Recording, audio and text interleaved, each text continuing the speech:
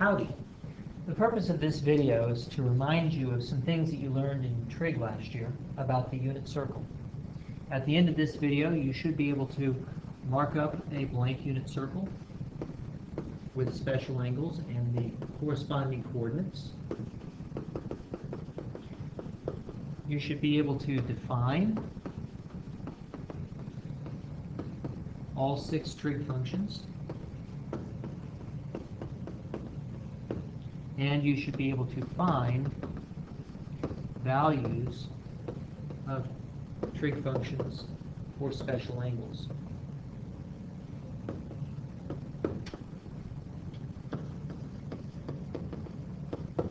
I trust that you did all of this last year.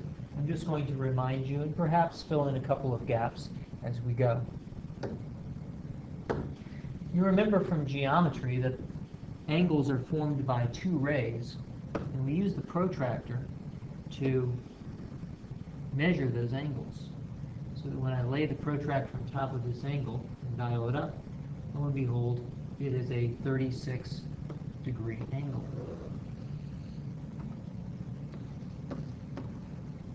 Now, the degrees come about because we take a full circle and divide it up into 360 equal pieces along its circumference. But the number 360, although you're very used to it, is arbitrary. That number was chosen by the Babylonians because they felt that 6 was a special number, and therefore 6 times 6 was very special. However, there's no reason that we couldn't have divided up the circle into 100 or 1,000 or any number of other divisions. And in particular, you may remember that we talked last year about dividing up the circle into radians. The idea behind radians is that we are going to divide up the circle in a way that reflects circumference or distance around.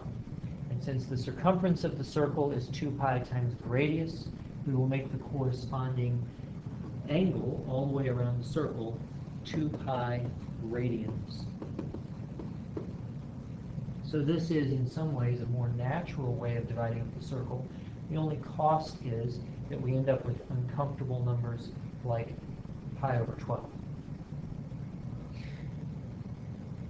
Since both 360 degrees and 2 pi radians are equal to 1 full circle, they must be equal to each other, and that gives us a conversion factor.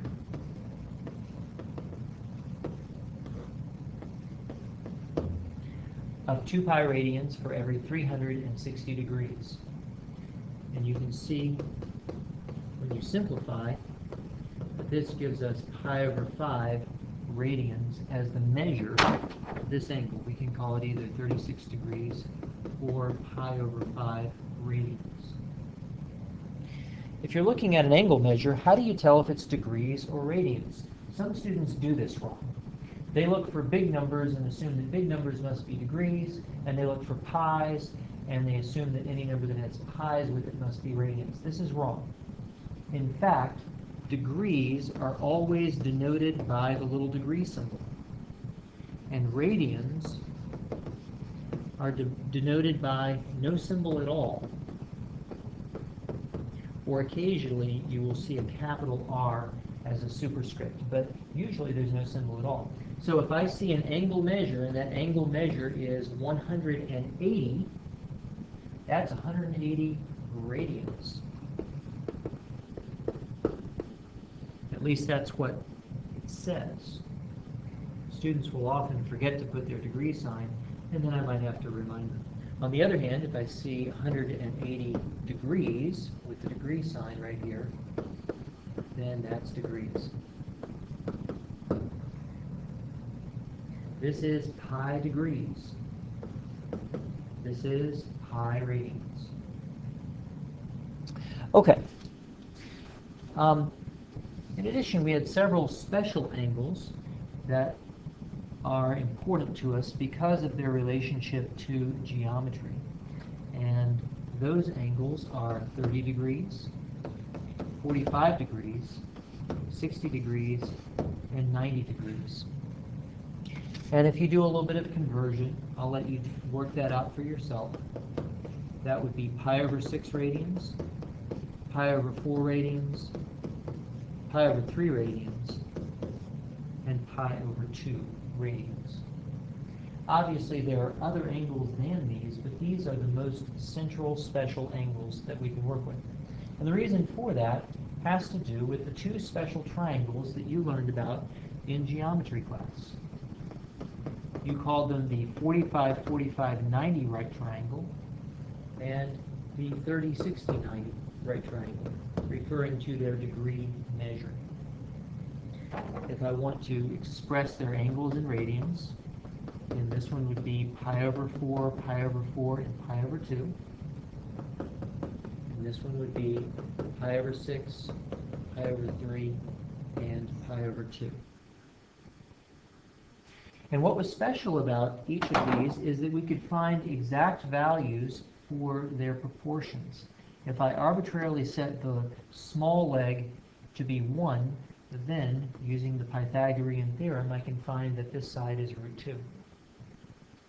And if I arbitrarily set the small leg to be 1 here, then I can find that this side is root 3 and that side is 2, because the 30-60-90 right triangle is exactly half of an equilateral triangle. So that if I take, oh, I did not mean to do that. I meant to do that. So that if I take two 30-60-90 right triangles and put them back to back, then I get an equilateral triangle.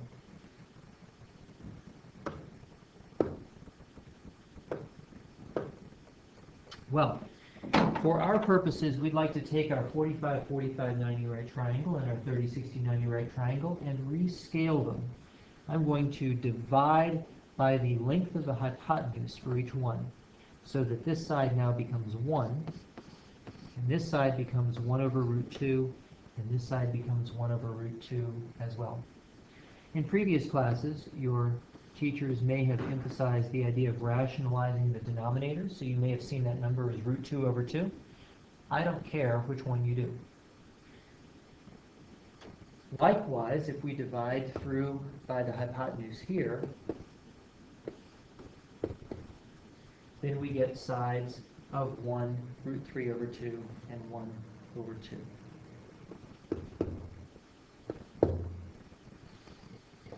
Please notice that the smallest side is opposite the smallest angle. So these are our two special triangles. And we're going to use them in just a moment to find values of trig functions for our special angles. This is the big player, the unit circle. It is the circle that has the equation x squared plus y squared is equal to 1. A circle with a center at the origin and a radius of 1. I've drawn a unit circle here. Of course, that means that this is 1 and that's 1 as well. The point of the unit circle for our purposes is this. We are going to draw rays that intersect the unit circle. And when we do, we are going to measure angles from due east. In fact, let me change this angle just a little bit to be right.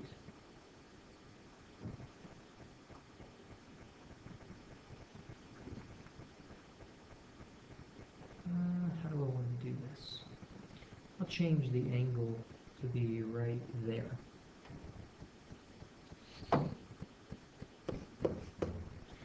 And we're going to measure angles always from due east. And then having measured that angle from due east, the place where the ray intersects the unit circle gives us an x and a y pair. And we are going to call the x-coordinate on the unit circle cosine of the angle theta. we're going to call the y-coordinate the sine of the angle theta. And you may wonder where the words cosine and sine came from. And it's a very interesting historical question that I'm going to answer in a future time. For now, we're just going to take this as a given. The x-coordinate on the unit circle is cosine. The y-coordinate on the unit circle is sine.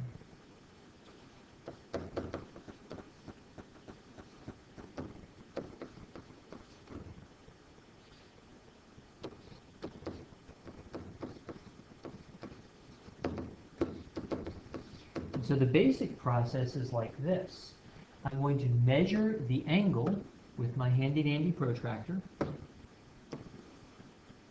According to my protractor, this particular angle has a measure of 37-ish degrees. It's a little hard to see it. What does that say? 35 degrees. Okay. So this angle is 35 degrees. And according to my coordinate plane right here, these two coordinates right here are in the x direction 0.8, because each mark is 0.2, and 0.6. And if you weren't sure about that, then the ruler could tell you.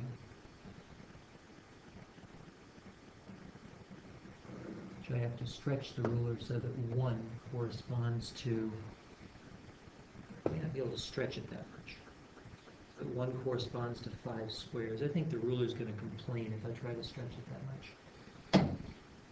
So we're just going to get rid of our ruler and measure with coordinates. All right, so what does this mean for us? This means that if I have a 35-degree angle, then the cosine of 35 degrees, as measured by the protractor, is approximately equal to the x-coordinate, which is 0.8, this distance right here, and the y-coordinate is approximately equal, the sine of 35 degrees is approximately equal to the y-coordinate, which is going to be 0.6. Why do I say approximately? Well, it's not because of the math, it's because of the measurement. The protractor and the ruler that we used for measuring are inexact. With this process, in principle, we could get estimates using a ruler and protractor. We can estimate sine theta and cosine theta for all theta. And in fact, for a long, long, long time, prior to calculators and computers, this is precisely what was done. Sine and cosine could be measured directly off of a circle. And then calculus was used to develop techniques for computing better estimates of sine and cosine. And calculators have now taken over those techniques. And if you punch in sine 35 degrees into your calculator, which I will not do at this time, then you can find out that our estimates are pretty good, but they're not exactly correct. The sine of 35 degrees is a little less than 0.6, and the cosine of 35 degrees is a little larger than 0.8. So that is the basic idea. On the unit circle, we can identify x-coordinate as cosine and the y-coordinate as the sine. From this, we can define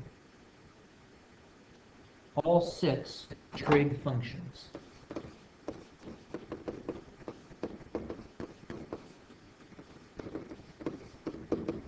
Sine theta is the y-coordinate, as I said in the previous slide. Cosine theta is the x-coordinate. And now we can define tangent theta is equal to y over x, which is another way of saying sine over cosine, as long as cosine theta does not equal 0. we can define the cotangent of theta as x over y, that is to say cosine over sine, as long as sine theta is not 0. And we can define secant theta as 1 over x, or 1 over cosine, as long as, cosine theta is not 0. And finally, we can define the cosecant of theta as 1 over y, which is 1 over sine theta. This is a little way of helping you remember. Notice that they line up in terms of how they're organized. Sine, cosine, tangent, cotangent, secant, cosecant. And sine and cosecant are reciprocals. Cosine and secant are reciprocals. And tangent and cotangent are reciprocals. Isn't that nice? So, where do we go from here? We'd like to be able to compute some values of sine and cosine. And for the rest of our time, we're going to talk about how to do that with the special angles based on 30 degrees, 45 degrees, and 60 degrees.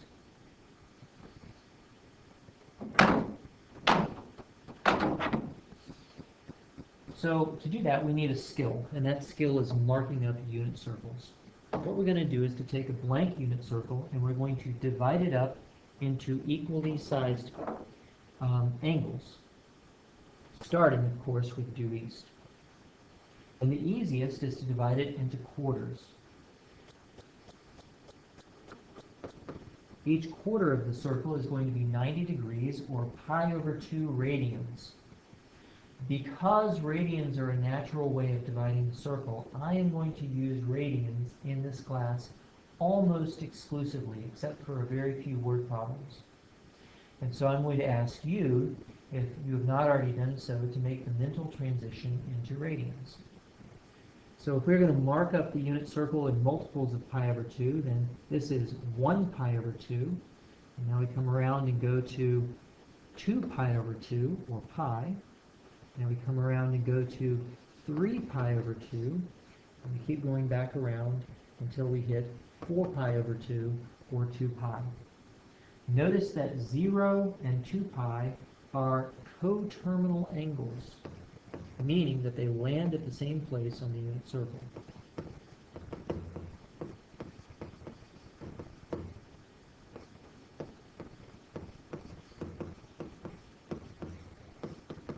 We want to be careful to recognize that this does not mean that 0 equals 2 pi.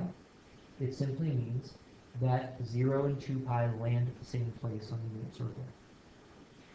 Having marked up the angles, we are now going to mark up coordinates. And we do that based upon the fact that the unit circle has the equation x squared plus y squared is equal to 1. So that the coordinates here are going to be x equals 1, y equals 0, 0, comma 1, negative 1, comma 0, and 0, comma negative 1.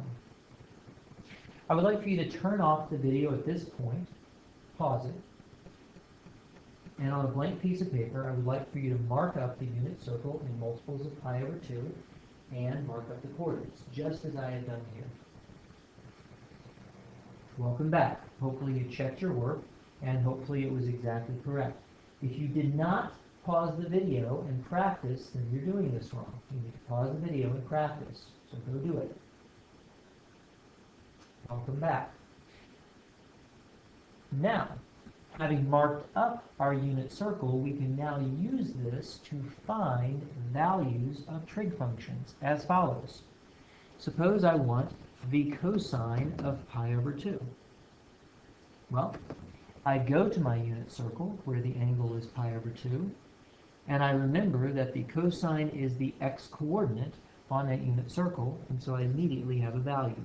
Boom, cosine of pi over 2 is equal to 0. How about the sine of 3 pi over 2? I go to the angle 3 pi over 2, and I look at the y-coordinate, which is negative 1. Ta-da! I have sine of 3 pi over 2. What if I want something fancy, like the secant of pi? In that case, I remember that secant is equal to 1 over the cosine. And so I go to the angle pi, and I read the cosine off of the graph as the x-coordinate. And I write secant pi as -1. Excuse me for just a moment. Okay, so this is how we are going to use these marked up unit circles. First, we mark the angles with their coordinates, and then we can read sines and cosines directly off of them and figure out other trig functions from the sine and cosine. Well, let's bring one of our special triangles into play, the 45, 45, 90 right triangle. Got to get this guy in the right spot. Looks like it's pretty close. If I create a 45, 45, 90 right triangle within my unit circle, then, as you recall, 45 degrees is the same as pi over 4, and I can now mark up my unit circle in multiples of pi over 4. So I begin at due east, and I go to pi over 4 right here, which bisects the arc in the first quadrant. Then I go to 2 pi over 4, which is pi over 2, 3 pi over 4, 4 pi over 4, which is pi, 5 pi over 4, 6 pi over 4, which is 3 pi over 2, 7 pi over 4, let's do that a little better, and back around to 8 pi over 4, which is 2 pi. Notice that the special angles that I marked over here are still the same values that we have over here. It's just that I have subdivided those 4 quarters of the unit circle into multiples of pi over 4. All right, well, now that I've marked the angles, it's time to mark the coordinates. The coordinates for the special angles that I had before have not changed. They are still these coordinates right here. What about the coordinates for this one right here? Well, I go back to the special triangle that I created, and I can see that for the 45, 45, 90 right triangle where the hypotenuse is 1, then the x and y, that the legs are both length 1 over root 2. So coming back to here, that means that this distance is 1 over root 2 from here to here. And that means that the x-coordinate is 1 over root 2. And for the same reason, the y-coordinate is 1 over root 2. Well, having found these x and y coordinates here, I can now use the idea of reflection to get the other coordinates. For this angle right here, you can see that the y-coordinate is exactly the same as for pi over 4, and the x-coordinate will be the opposite because this angle is reflected about the y-axis. Likewise, for this angle right here, you can see that the x-coordinate will be negative 1 over root 2, and the y-coordinate will be negative 1 over root 2. And for this angle right here, you can see the x-coordinate is positive, and the y-coordinate is negative 1 over root 2, and negative 1 over root 2. And that gives you all of the coordinates that you need. It's a little bit messy, but with just a tiny bit of practice, you can figure it all out for your very own self. I would like you to pause at this time, take some fresh paper, and without looking at this at all, mark up the unit circle in multiples of pi over 4 so that you can get all of the coordinates. Welcome back. As before, we can use this unit circle to immediately get sines and cosines. Suppose I want something that strikes fear and terror into the hearts of trig students everywhere. Suppose I want the cosine of 5 pi over 4. Not a problem. I've marked up the unit circle with the coordinates. I go to 5 pi over 4. I check the x coordinate, and the x coordinate is my cosine, negative 1 over root 2. A little badly written. Let me do that again. What if I want the tangent of 3 pi over 4? The tangent of 3 pi over 4 will be the sine over the cosine. So I go to 3 pi over 4, and I read the sine, and I read the cosine both. And that's going to give me 1 over root 2 divided by negative 1 over root 2, which is negative 1. Easy peasy. Well, the only thing that we have left to do then is to mark up the unit circle in multiples of pi over 6. And so here we go. I have here a pi over 6, pi over 3, pi over 2 right triangle, which you remember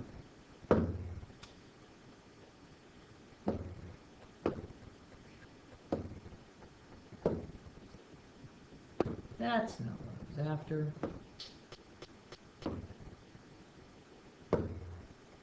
What was that? Well, let me just rotate it. So,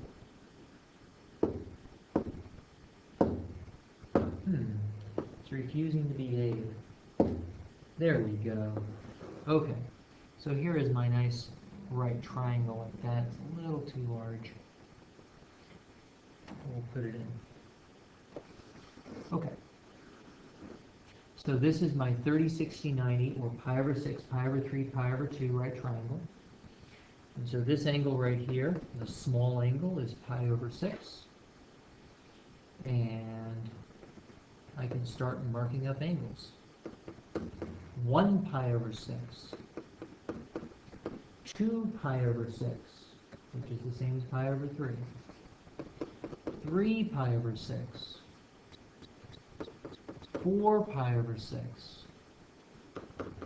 5 pi over 6.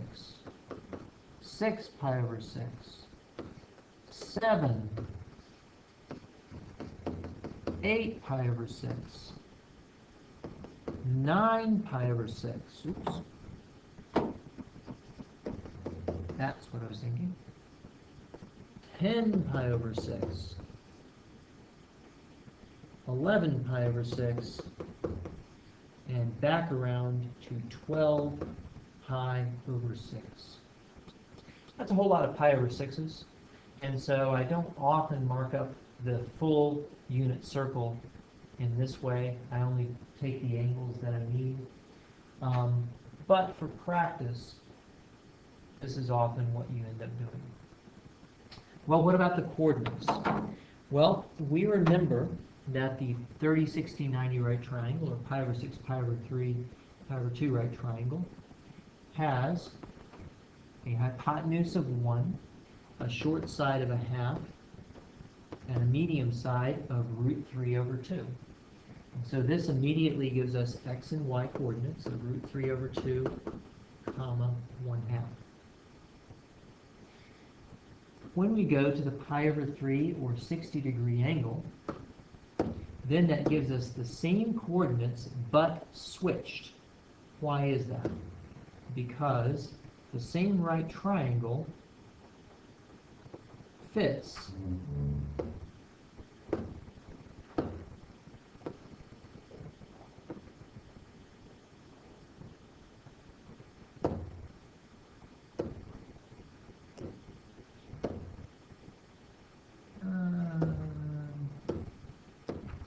there we go. Knew we could do it. The same right triangle fits. It simply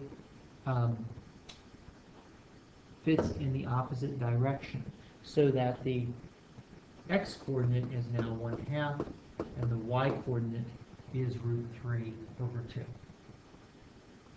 Of course, all of our 4 quarters still have the same coordinates that they had. And now we can use reflection to get the rest of these coordinates. As we go from here to here, the x-coordinate will be the opposite, the y-coordinate will remain the same. Same story with pi over 6 and 5 pi over 6. As we move from here to here, we reflect the y-coordinate around the x-axis, and so we get the opposite y-coordinate here. And then as we reflect back from here to here, we get positive x's, but negative y's.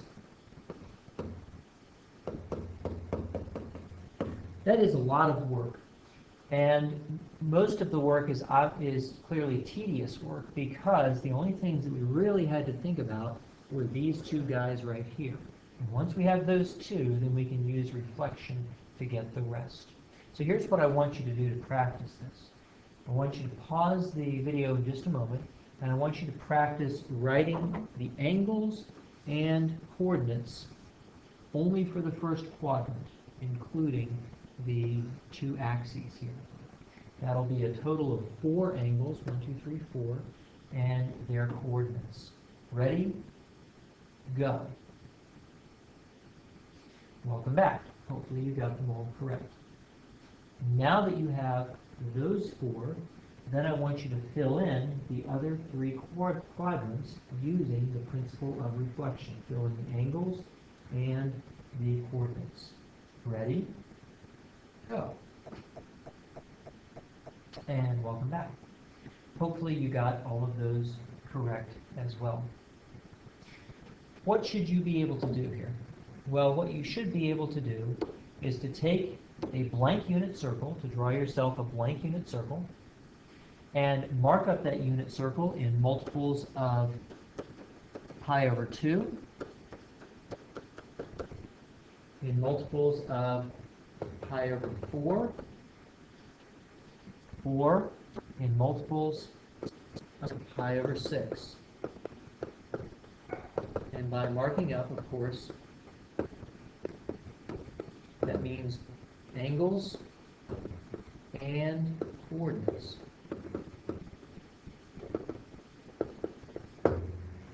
If you can do those things, then radians will not be mysterious to you, and the 6 trig functions will be fairly straightforward as well. I hope you've enjoyed this video. I hope it's profitable for you.